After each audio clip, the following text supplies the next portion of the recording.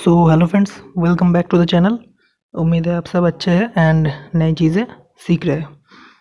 तो आज बैकग्राउंड में थोड़ा सा नॉइज़ रहेगा, तो उसके लिए अगर कोई प्रॉब्लम हो तो उसके लिए मैं पहले से ही सॉरी मांग लेता हूँ आपसे, क्योंकि आज जो हमारे पास वाला जो मार्केट है उसमें थोड़ा सा प्रॉब्लम चल रहा है।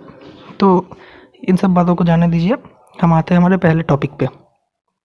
तो हमारा जो टॉपिक है वो है why your SL always hit.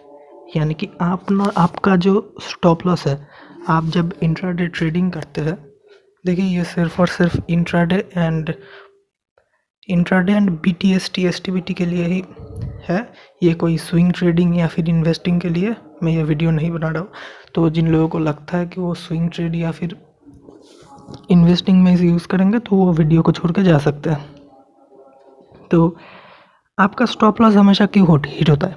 तो जब मैं मार्केट में आया था नया नया, तब मुझे भी लगता था कि मैंने ये शेयर 100 में बाई किया है एंड मैंने इसका 98 का एसएल लगाया, तो क्या ये मार्केट मुझे देख रहा है?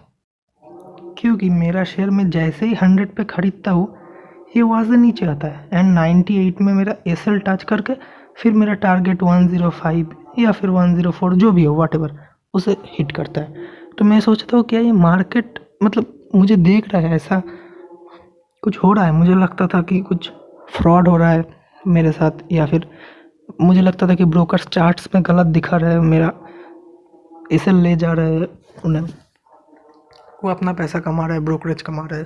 तो मुझे ऐसा लगता था कि क्या ये मार्केट मुझे देख रहा है? उसके बाद जब मैं धीरे धीरे इन सारी चीज़ों के बारे में जानता गया, तब मुझे पता चला, जब एक्सपीरियंस आता गया तब मुझे पता चला कि हाँ, मार्केट देखता है हमें।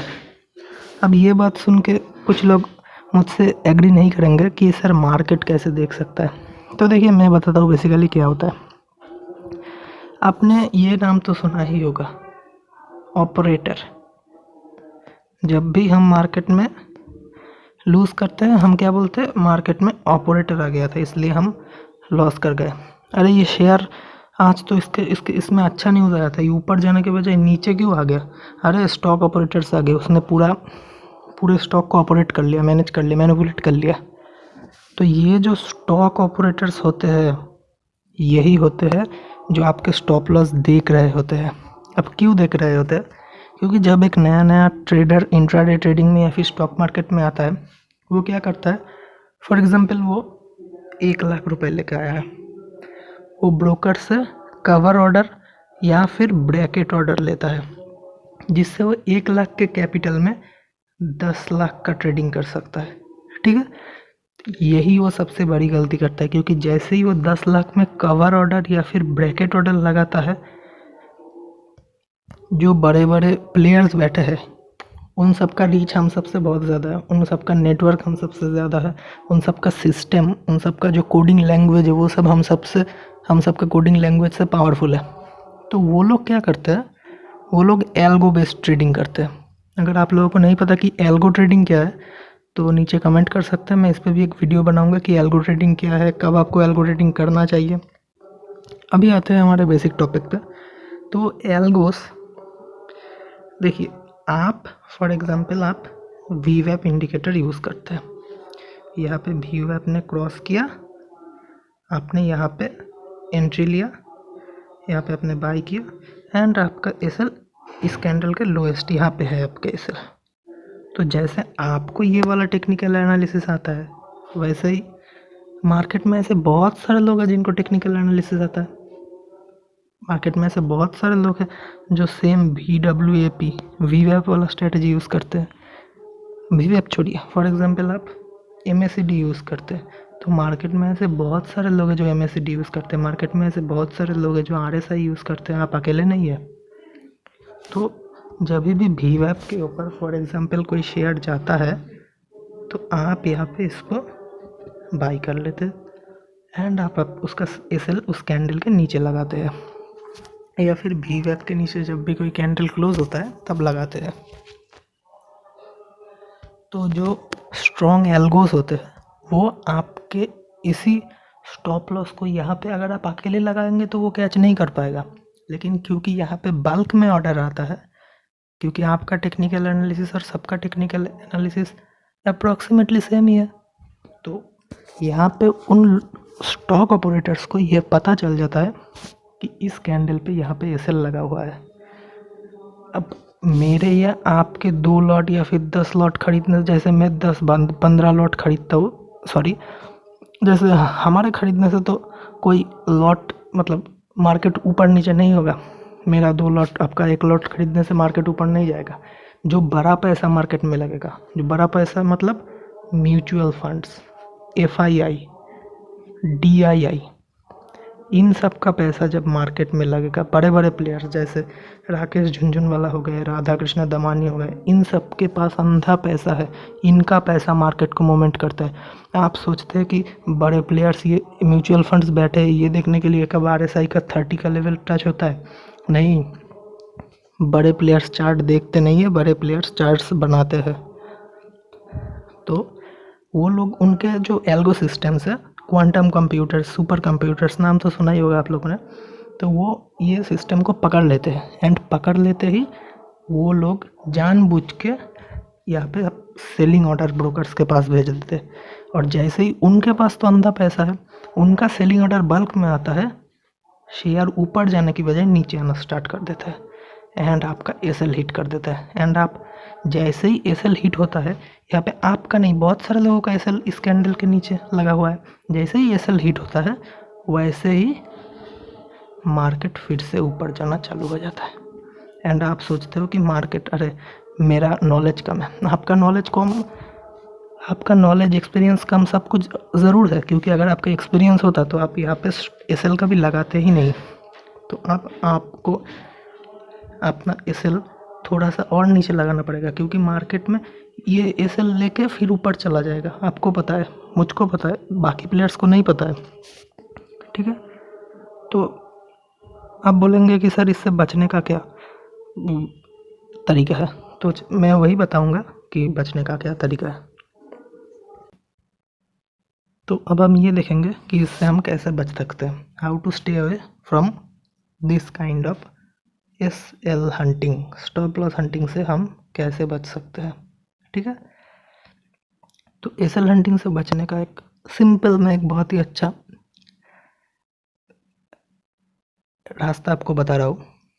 Bracket order and cover order, इन दोनों को यूज़ करना बंद कर दीजिए, क्योंकि bracket order and cover order में आप अपना एसएल एंड टारगेट ब्रोकर्स के पास दे देते हैं एंड उसी को वो क्वांटम कंप्यूटर्स पकड़ लेते हैं। लेकिन अगर आप एमआईएस पे ही एनआरएमएल वाले ऑर्डर प्लेस करेंगे तो आपका एसएल एंड आपका टारगेट आपके ब्रेन में रहेगा, आपके सिस्टम में नहीं। तो जब सिस्टम में रहेगा ही नहीं तो एल्गोस पकड़ेंगे कैसे? ठीक है, अब आप बोलेंगे सर मार्जिन, हाँ मार्जिन का प्रॉब्लम होगा, ज़्यादा लीवरेज मत लीजिए, थोड़ा सा लीजिए। एंड अगर आपको फिर भी कवर ऑर्डर, ब्रैकेट ऑर्डर ही लेना है तो कैश पे काम कीजिए। यानी कि फॉर एग्जांपल आपको टाटा स्टील खरीदना है तो टाटा स्टील का कैश जो सेगमेंट है उसमें काम कीजिए, उसमें कवर ऑर्डर, ब्रैकेट ऑर्डर लीजिए। उसमें ज़्यादातर टाइम स्टॉक ऑपरेटर्स नहीं आते, उसमें ये एसएल हंटिंग का काम बहुत ही कम होता है। लेकिन अगर आप टाटा स्टील का फ्यूचर्स खरीदेंगे, सबसे ज़्यादा ऑपरेटिंग फ्यूचर्स का शेयर्स नहीं होता है। तो इसीलिए अगर आपको cover order and bracket order use करना ही है तो कैश पे कीजिए, फ्यूचर्स पे नहीं कीजिए। और अगर फ्यूचर्स पे करते हैं तो 1:2, इससे ज़्यादा का आपका रिस्क रिवॉर्ड रेशियो नहीं होना चाहिए। और जिस दिन किसी शेयर में अच्छा न्यूज़ है उस दिन आप मतलब बहुत ही कायदे से अपना एसएल लगाइए। फॉर एग्जांपल वीवैप है, आपने यहाँ पे लगाया, आपको पता है पूरी दुनिया यहाँ पे एसएल लगाएगी, आप अपना एसएल लगाइए इससे 2 पॉइंट नीचे। तो 2 पॉइंट नीचे लगाएंगे, आप बोलेंगे सर हमारे लॉस बड़ा हो जाएगा, तो अपना कैपिटल साइज हाफ कर दीजिए। ओके, जैसे ये यहाँ पे एसएल हिट होगा, देखिए यहाँ पे जैसे ही एसएल हिट होगा उसके बाद ऑपरेटर्स इसको फिर से ऊपर लेके जाएंगे। तो आपका तो एसएल है यहाँ पे, आपका एसएल तो हिट नहीं हुआ, यहाँ पे नीचे आया एंड जैसे ही ये फिर से वीवैप के ऊपर जाता है तब आप अपना बाकी 50% क्वांटिटी ऐड कर दीजिए। वैसे ही आप तो मतलब अगर 100 में करते थे तो यहाँ पे 50 लीजिए, यहाँ पे आके बाकी 50 ले लीजिए। ठीक है, तो बस यही। और दूसरा है कि ये काम इंडाइसेस में क्यों नहीं होता है। इंडाइसेस यानी कि हमारा जो बैंक निफ्टी एंड निफ्टी है, इन दोनों में ये काम क्यों नहीं होता है, क्योंकि बैंक निफ्टी और निफ्टी भी तो फ्यूचर्स ही है, इसमें तो कोई कैश सेगमेंट नहीं है। तो इसमें क्यों नहीं होता है, इसमें इसलिए नहीं होता है क्योंकि अगर आप देखेंगे तो बैंक निफ्टी का एक लॉट का प्राइस कितना पड़ता है। बैंक निफ्टी का एक लॉट 21, शायद अभी 22 या फिर 21 के आसपास चल रहा है। निफ्टी का एक लॉट 10,000 के आसपास चल रहा है। तो इतना बड़ा स्टॉक को इंडाइसेस में, और इंडाइसेस सेबी के गाइडलाइंस के नज़र में हमेशा रहता है। एनएसई में टोटल 1700 स्टॉक्स है, बीएसई में टोटल 5000 से भी ऊपर प्लस स्टॉक्स है। इन सब के ऊपर से भी नज़र रख पाएगा, लेकिन इंडाइसेस जो हमारे कंट्री के जीडीपी को दर्शाता है, जैसे कि बैंक निफ्टी, इनके ऊपर से भी हमेशा स्ट्रॉन्ग आइस लेके बैठा रहेगा। तो इसमें मैनिपुलेट होने का चांस बहुत ही कम है। मैं ऐसा नहीं बोल रहा हूँ बिल्कुल भी नहीं है, चांसेस है, लेकिन अगर स्टॉक्स में ये 40% टाइम मैनिपुलेट होता है तो इंडाइसेस में ये 20 या फिर 15% टाइम ये मैनिपुलेशन होता है। फॉर एग्जांपल बजट वाला डे हो गया, इलेक्शन वाला डे हो गया, इन दिनों इंडाइसेस में ये काम होता है। तो उम्मीद करता हूँ आपको समझ में आ गया होगा कि इंडाइसेस में ट्रेड कैसे करने से आपका स्टॉप लॉस हंटिंग कम क्यों होता है, एंड स्टॉक्स में आपका स्टॉप लॉस आपको क्यों लगता है कि कोई मेरा मार्केट में मेरा ऑर्डर्स देख रहा है। तो आपको अगर बचना है NRML वाले ऑर्डर यूज़ कीजिए, एंड अगर cover order, bracket order use करना है तो कैश सेगमेंट में कीजिए, फ्यूचर्स में मत जाइए। और फ्यूचर्स में जाना ही है तो अपना टारगेट एंड एसएल थोड़ा बड़ा कर दीजिए। टारगेट मतलब जहाँ पे पूरा दुनिया लगाएगा, जैसे कि मैंने पहले ही आपको बताया कि VWAP के ऊपर जाते ही, जैसे VWAP के ऊपर जाते ही यहाँ पे सारा दुनिया बाई करेगा। अब ठीक है, आप भी बाई कर लीजिए, लेकिन आपका अगर 100 क्वांटिटी का प्लान है तो आप यहाँ पे 50 क्वांटिटी प्लान कीजिए। ओके, 50 क्वांटिटी प्लान किया, उसके बाद जैसे ही मार्केट यहाँ से नीचे आके इस पॉइंट पे एसएल ले गया, उसके बाद फिर से जब वो मार्केट वहाँ से ऊपर आया तो आप यहाँ पे फिर से 50 क्वांटिटी ऐड कर दीजिए। वैसे ही आप 100 में ही खेलने वाले थे ना, तो फिर देखना ये स्टॉक ऊपर जाता रहेगा, क्योंकि आपने ख्याल करके देखा होगा तो आपका एसएल हिट होने के बाद मार्केट फिर से ऐसे एक राइट एंगल की तरह आपका टारगेट हिट कर देता है। तो बस आज की वीडियो में बस इतना ही। वीडियो अच्छा लगा हो तो वीडियो को लाइक कीजिए, चैनल पे नए हो तो चैनल को सब्सक्राइब कीजिए, एंड इस चैनल पे आपको बिजनेस एंड इन्वेस्टमेंट से जुड़ा हुआ हर तरह का नॉलेज मिलता रहेगा। तो बस आज के वीडियो में बस इतना ही। Thanks for watching.